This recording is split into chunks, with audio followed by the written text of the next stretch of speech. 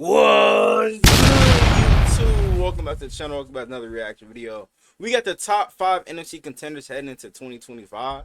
Let's check In today's this video, I'm out. going to be covering the top 5 contenders in the NFC. Subscribe Okay. and like the video if you do want to enjoy. Let's hop into it. So before we do get into my top 5, I do want to hand out 2 honorable mentions. These are teams that I think are really close to being contenders, but there's a couple reasons why they're not.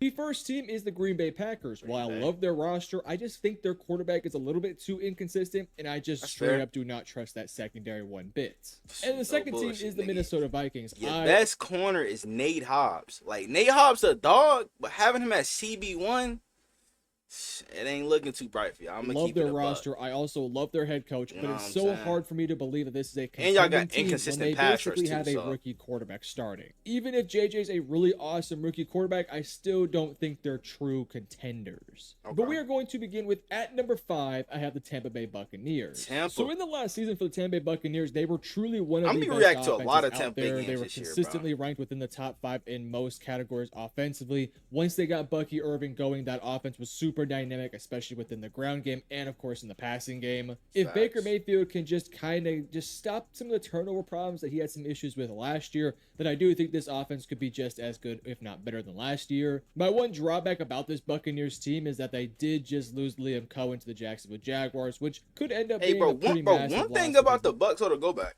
nigga, it seemed like they've been having the Eagles number for like the last few meetings now, bro. Liam Cohen to the Jacksonville Jaguars, which could I don't know what's so. It's like these last couple meetings they've been blowing these niggas out. Offensive mind. I still think the personnel is there. Do they play each other this year? Be better. Unfortunately, Tristan Wirfs did get injured, and he is going to miss a couple of games. I did hear about that. Hopefully, he can. I think he had like what, knee surgery or some shit. I guess their bye week before week 8 or whenever their bye week is. Because he is a massive part of their offensive line, and frankly, I don't really know who's going to be the starting tackle at that left tackle spot. It's really not a position of strength in terms of depth there, so hopefully they can find a temporary solution and it doesn't hurt them too much to start the season off. But outside of the offensive line, you have Bucky Irving, who's an awesome running back, and you also have Rashad White to spell him. Receiving core wise, you have an awesome receiving core. Mike Evans. Hopefully Chris Godwin can return to form and look like his usual self after that really bad injury. You drafted Emeka Egbuka, who can be your wide receiver 2 to start the season. And then when Chris Godwin does come back, then you can move Emeka to being a bit more of that third option. You also have Jalen McMillan and a handful of other guys. Yeah, I'm hoping that them drafting Egbuka is not going to take too much away from McMillan, because he stepped in perfectly for Chris Godwin last year, bro. Really good, but I also he really showed what he was capable of. Also take a nice step forward. Now, I still think there are some general problems with this defense. I think the linebacking core could use some work, but outside of that, your front 7 should be okay against the run. I think you have some new pass rushers in there too that can get to the quarterback. I'm excited to see how Hassan Reddick like Chris Boswell can do in his 2nd year. Elijah Cansey in, I think, his 3rd or 4th year now. You also brought in Hassan Reddick. We'll see what he looks like. And then in the draft, they also brought in some guys like Benjamin Morrison, Jacob Parrish for your secondary. I am expecting this defense to take a nice step forward from where they were last year. They were about middle of the pack, if not a little bit. The 17th or 18th best defense in the league last year. Hopefully, they can be a top half defense somewhere around that 12 to 13 range. Because if they can get to that mark, then I do think the Buccaneers offensively have the firepower to match any team. And I think if their defense can be good enough, they should be a very competitive team that can go very far. Next up at number 4 is the Washington Commanders. Now, I do think this Commanders team still has some flaws that they're going to have to figure out this upcoming season. But I mean, for the most part, I understand, them making it to the NFC Championship game last year. But I wouldn't rank them, over the Bucks. The Bucks, they're almost a totally complete team. You know what I'm saying? I feel like they need like one or two more pieces in the secondary. You know what I'm saying? The Commanders, bro, they have no pass rush whatsoever. You know what I'm saying? That D-line is just looking pitiful after losing Jonathan Allen. They lost Dante Fowler. You know what I'm saying? I feel like they don't really have that much on the D-line. Deron Payne coming off an injury. You know what I'm saying? Johnny Newton still got to prove himself. They still got Frankie Louvu, but they ain't really got much, you know what I'm saying? Especially depth-wise on that D-line. So I feel like that's their biggest weakness they need to, solve for them to really be true contenders, bro. Like what they did in the offseason. They brought in a handful of veteran guys. They had some guys like Larry The secondary looking solid, though. Deebo Samuel, and a handful of other guys as well. Offensively still got speaking, to this pay was probably Terry. a top 5 offense last year. What the Jaden fuck they Daniels doing? was simply fantastic, and I expect him to take a nice step forward this upcoming year. I think there is some reason to believe that there could be a small bit of regression from Jaden Daniels in terms of, every quarterback goes through a bit of a sophomore slump. It would not be shocking if Jaden has a bit of a sophomore slump type year, which might end up pushing them down in the contenders list. But of course, I'm not going to predict that to happen, but I just want to kind of throw that it is a possibility. Assuming it does not happen, though, I do think this Commanders offense will be really potent and probably be a lot better than what it was last year. I still think there are some general flaws with their running back room and even with their wide receiving core. I'm going to assume that Terry McLaurin does end up getting that contract extension because he's right now having a bit of a frustrating time getting that deal done. So I'm going to make the assumption he does get the deal done, because if you get that deal done, no choice. then obviously you have your wide receiver. Like there's no way you want to have Deebo Samuel as your wide receiver 1. Like, come on, Commanders. Y'all better tighten the fuck up. You have a couple other pieces surrounding him.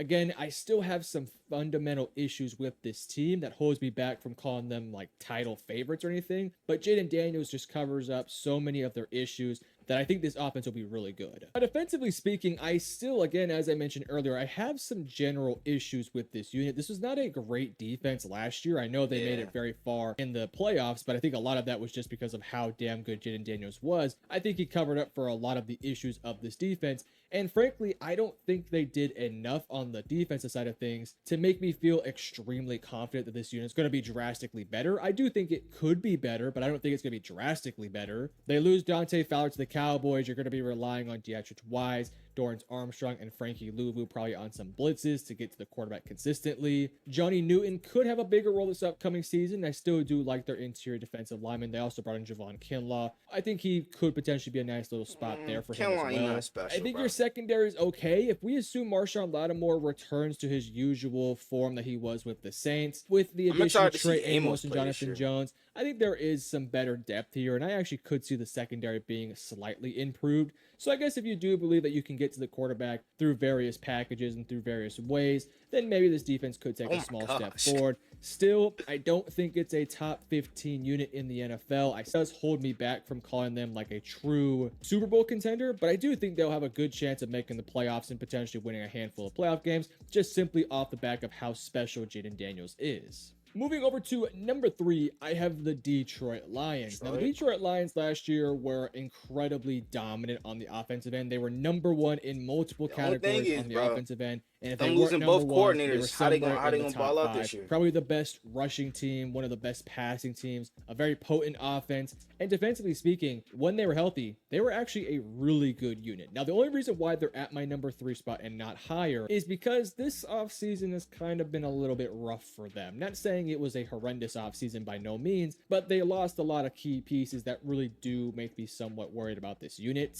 Listen, I know that they have guys that they're replacing their coordinators with, but when you lose both of Ben Johnson and Aaron Glenn to become head coaches elsewhere, you're going to have a hard time replacing them with guys within. Of course, they're going to try to, but it's very difficult to replace both your coordinators. Again, I've made this comparison in past videos regarding the Lions, but I look back at that 2023 Philadelphia Eagles team that had to replace both Jonathan Gannon and Shane Steichen, and it went horribly wrong. Now, it also could end up working out, and both the coordinators are totally fine, and the Lions are right back on pace of where they were. If that is the case, then I do think the Lions could end up being probably the number 1 or number 2 contender in the NFC. But right now, it's just hard to predict that until I actually see it on the field. Regardless of that, though, for the most part, the talent remains the same. You're going to be finally healthy on defense. Aiden Hutchinson returns from injury. You also brought in DJ Reed, which I think is a great addition. You do lose your starting center in Frank Ragnow, which is a big-time loss. But I still think you have the offensive line to get the job done. Some great receivers, a great tight end, some great running backs, a solid quarterback.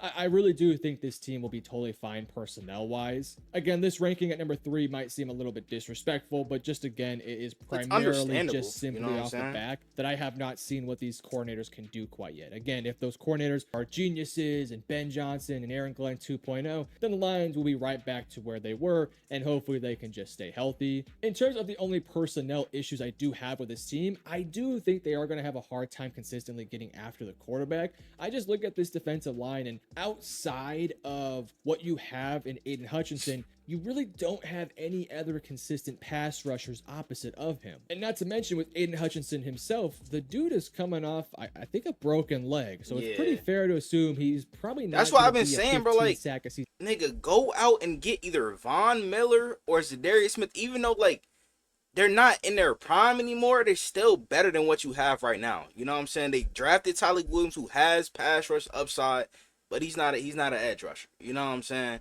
So they need to go out and get one of those two, or even somebody else, bro, to fulfill that role opposite side of Aiden Hutchinson, bro. Guy, because it's gonna get real ugly when they start By the way, playing I hope he is. If there these was one elite guy, offenses, bro. You know what I'm saying? They got great offensive lines. You know what I'm saying? Having quarterback having all day in the pocket to be able to dot y'all up. Y'all need pass rush, bro, especially in the playoffs. I would have faith in to do that on this Lions team. It would probably be Aiden Hutchinson. He just seems to be that type of guy. But outside of Aiden Hutchinson, you have Josh Pascal, you have Marcus Davenport, a couple other guys here, but none of those guys are like 7 or 8 sack a season type guys. Maybe they can get to 5 or something along those lines. My assumption is you're probably going to do a lot of different packages. Maybe you make a trade for a TJ Watt or a Trey Henderson. If they do that, then they're probably my number 1 contender. Until they do something, if they get Trey Henderson, bro, I still that's do have some concerns. I totally believe in every other position group, though. Their linebackers are great. Their secondary looks great on paper. Hopefully, Terran Arnold could take a step forward.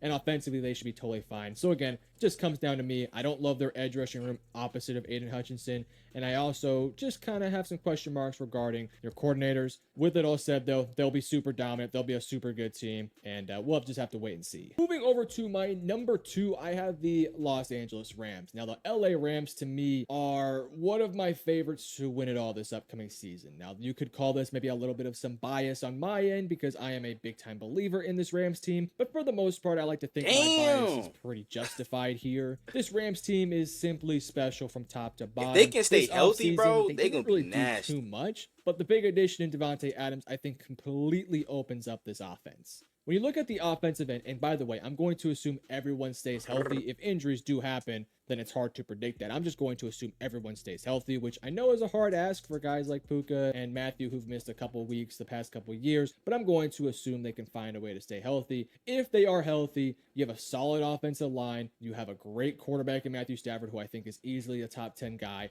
You have Devontae Adams, who could be your number 1 on some nights, but most nights will play second fiddle to Puka Nacua, who's a fantastic player who hopefully can stay healthy. You bring in Terrence Ferguson to be your tight end, maybe 1 or 2. Definitely a better passing threat from what they had last year. Kyron Williams. They also have a number of other guys too back there, like a Blake Corum, and I think they drafted somebody this year. So a lot of fun running backs to work with. In totality, really no problems with this offense. Bro, I'm surprised they didn't really use Blake Corum last year, bro. Like, when they drafted him, I thought him and Kyron was going to split carries, but I feel like I only saw Blake Corum on the field like 3 or 4 times, bro. The fact that they lost it. So hopefully this year they get him more involved. Is their head coach, who's one of the best play callers out there. He pretty much carried. So in general, there really is no major glaring issue on this offense. It's a really good offensive line. It's a really good weapons core around Matthew Stafford. Matthew Stafford is not the most mobile guy, so he will eat some sacks, and there will be times where, you know, he might make a bad play here and there, but he's still a fantastic quarterback. And then you look at the defensive side of things, and that's probably one of the best young pass rushing units in the NFL. Braden Fisk had a dominant year in his first year. You bring in a Puna Ford, who should be a perfect addition to add to this team. Jared Verse was special in his rookie year. Drafted out of Michigan. Young, Kobe Turner. You also drafted Josiah Stewart, who I think can get after the quarterback. In general, like, I'm in love with this defensive line. I do think their linebackers maybe leave a little bit to be desired, but you did draft Chris Paul Jr., who I think could play a bit of a role this year. You also have Troy Reader and Omar Speights, who I think can get the job done for now. In terms of your secondary, again, it's a very experienced younger unit, which is nice. I still think it is lacking like that true lockdown cornerback one type guy. They can still go out and get Asante Samuel. Could be the year that one of those guys develops into becoming that number 1 cornerback option. You know what I'm saying? I was somebody who was beating the drum for this Rams team to go after and make the Jalen Ramsey trade, but I can kind of understand why they didn't do so. They're still a very young defense, so bringing in a guy like Ramsey, you know, it doesn't really quite fit their timeline. My counter to that would be your timeline is with Matthew Stafford. You got to get it done now. I regress. I still think they should have made the move. Regardless, though, I still think this defense will be super good like they kind of were last year. This is probably a top 15 defense that I expect to get better, especially against the run, because last year that was kind of their weakness against the run, but they can really get after the quarterback. They have some secondary guys that can make some plays on the ball. So in general, I just really think this Rams team is set up for success. This is also an experienced team with guys that have made deep playoff runs. Stafford obviously winning a title, McVay winning a title as well. Obviously, it's a very different unit from that team that won the title, but there are some guys who are still here, and Puka Nacua is as chill as they come, and then Devontae Adams has been in the league for many years. So this team is just stacked, and I expect guys like Jordan Whittington to have a bigger role this year. Tutu Atwell, Tyler Higbee will make some plays out there. I just think this is a awesome team that's building in the right direction that will be good this year, and then when Matthew Stafford ends up retiring, once they get a new quarterback in there, they'll just pick up right where they were and probably be very good the following season. So in general, I'm a big believer in this Rams team. But at number 1, of course, it's the Philadelphia Eagles. Last year's Philadelphia team, they were top 5 both offensively and defensively. They were the most dominant rushing team with Saquon Barkley and Jalen Hurts. The scary thing to think about is that Jalen Hurts was banged up for a large chunk of the season, and yet they still ended up winning the Super Bowl. Now, I do know they lost a lot of pieces this offseason, and I don't want to just ignore those. Losing a Josh Sweat, Milton Williams, a Darius Slay. They lose Becton on their offensive line. They also lose Kellen Moore to the Saints. So they lost a lot of pieces. But one thing I'll say about this Eagles team, they are a team that has been building for this offseason for the past couple of years. They have been a team that has been really good, like talented as hell, but they just have had an issue of getting over the hump. Well, last year they got over the hump. The past several years, they have been, just stocking up talented players and developing them on their bench. And now this upcoming season, they're going to be asked to play a big role. And frankly, if history tells us what to expect, it's probably going to end up working out for them. At right guard, you're probably asking Tyler Steen to play a bigger role. Maybe you ask somebody else, but it'll be probably Tyler Steen. To replace a Jalen Carter, you bring in Azeez Ojulari. You're also counting on Jalex Hunt. You're also counting on Nolan Smith, Moro Ojomo. You're also banging on guys like Ty Robinson, who you drafted to be a bit of a steal in, I think, the 4th round. I don't know why I keep forgetting his secondary, name, bro. You might be asking a guy like Kelly Ringo to do a bit more work, and maybe an Eli Ricks gets in there, or Mac McWilliams, or somebody like that. In general, though, it's a stacked roster, and then every year they do the same thing where in the first round, regardless of positional value, they just take the best player. And so what do? They took Jahad Campbell, who was a top 10 player on my big board, who I think can play edge rusher, off-ball linebacker, or whatever they need, and it'll be super dominant on this defense. So I look at this offense. Yes, I do think Tyler Steen is a bit of a downgrade from what they had last year, but it's not that big of a deal. They'll still have a great offensive line, a great receiving core next to Jalen Hurts, a great running back in Saquon Barkley, and then defensively speaking, they'll be able to get after the quarterback. They have some dudes that can fly off the edge. They have a secondary that has some young pieces that are still developing, like an Andrew Makuba, a Cooper DeJean, a Quinyon Mitchell. This is a team that's young, and they're going to be dominant for many years to come, including this upcoming season. Right now, they're my favorites to win the title, and they're one of my favorites to win the NFC. I do think the NFC Championship game will come down to Eagles versus Rams, which will be just a beautiful game to watch and one of the more fun games to look forward to if it does. I just hope it doesn't happening. snow again, bro. All of this stuff can change depending on if injuries happen or if injuries don't happen.